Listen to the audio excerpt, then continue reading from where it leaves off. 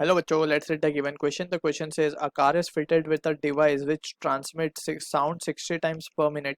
There is no wind and speed of sound in still air is 345 meter per second. If you hear the sound 68 times per minute when you are moving towards the car with a speed of 12 meter per second, the speed of car must be nearly option 1 20 meter per second towards you, option 2 30 meter per second towards you, option C yeah 3 10 meter per second away from you, option 4 10 meter per second towards you. So this is the case of Doppler effect. So Doppler effect के लिए we need to understand a key formula and we have to be very much clear with the terminology. So जो apparent frequency हमें सुनाई देती है that is given by the expression v plus minus v naught upon v minus plus of vs into actual frequency. So यहाँ पे हमें समझना होगा कि टर्म्स में क्या क्या है. Na is the apparent frequency, जो एक्चुअल फ्रीक्वेंसी नहीं है, जो हमें एक्चुअली में सुनाई नहीं मीन्स जो हमें सुनाई दे रही है वो, और जो एक्चुअल है वो कुछ अलग है, दैट इज n.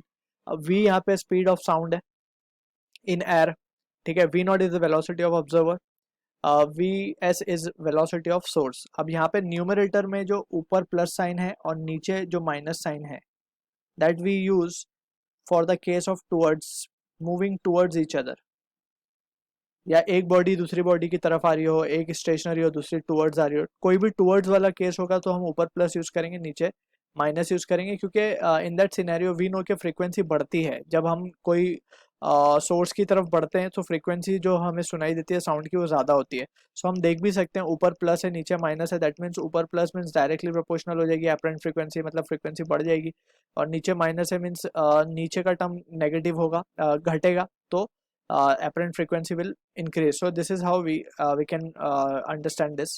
Also यहाँ पे अगर ऊपर नेगेटिव लेंगे नीचे पॉजिटिव लेंगे, so this will be the receding case. Receding means moving away वाले केस जो होते हैं वो है ये, ठीक है.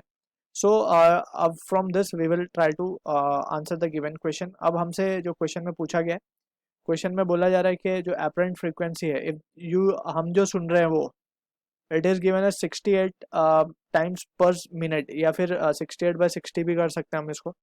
सो इट विल बी पर सेकेंड, राइट. और जो एक्चुअल है वो है 60/60 पर सेकेंड, बेसिकली कुछ इस तरीके से हम इसको लिख सकते हैं. या फिर क्योंकि दोनों ही टर्म सेम सेम है तो ये 60/60 तो वैसे भी कैंसिल ही हो जाएगा, ठीक. But anyways we have written it over here. अब यहाँ पे हम क्या लिख सकते हैं, apparent frequency will be equals to, अब इसमें बोला गया if you are the sound when you are moving towards वाली कंडीशन आ गई है ये. So v plus v not upon v minus we s into n. अब जस्ट हम सब्सटीट्यूट कर देंगे वैल्यूज. एन ए हमें गिवन है, एन ए 68 हम ले लेते हैं डायरेक्ट, और एन को हम 60 ले लेते हैं. अब यहाँ पे हमें वैल्यूज सब्सटीट्यूट करनी होंगी. 345 plus v not, when we are moving, right? So with a speed of 12 meter per second हमें given है 345 माइनस ऑफ वी एस. अब हमें वी एस कैलकुलेट करना है, राइट. अगर वी एस हमें पॉजिटिव आ जाता है, सो टूवर्ड्स वाली कंडीशन होगी, और अगर नेगेटिव आता है तो अवे वाली कंडीशन आ जाएगी, right. So that we need to be careful. अब यहाँ पे what we can do is, ये हो जाएगा ऊपर 357, 68 डिवाइड बाई 60 कर देते हैं हम यहाँ पे, और ये हो जाएगा 357 divide by 345 minus of V S. अब इसको जब हम सॉल्व करेंगे तो ये हो जाएगा 34/30, 34/30, या फिर हम कहें कि 17/15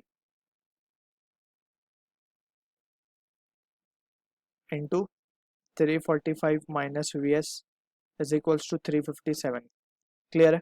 अब इसको जब हम सॉल्व करेंगे तो वी कैन से, सो जब हम 15 को 357 से मल्टीप्लाई करके डिवाइड करेंगे 17 से, सो जो वैल्यू हमें मिलेगी वो मिलेगी 345 minus V S is equals to 315, right. So V S की वैल्यू हमारे पास क्या आ रही है, वी एस की value is coming out to be 30 metre per second, right. So this value is coming out to be positive, that means के जो car it is moving towards us या observer, right? So option 2 is the answer to the question. I hope you understood the solution. All the best.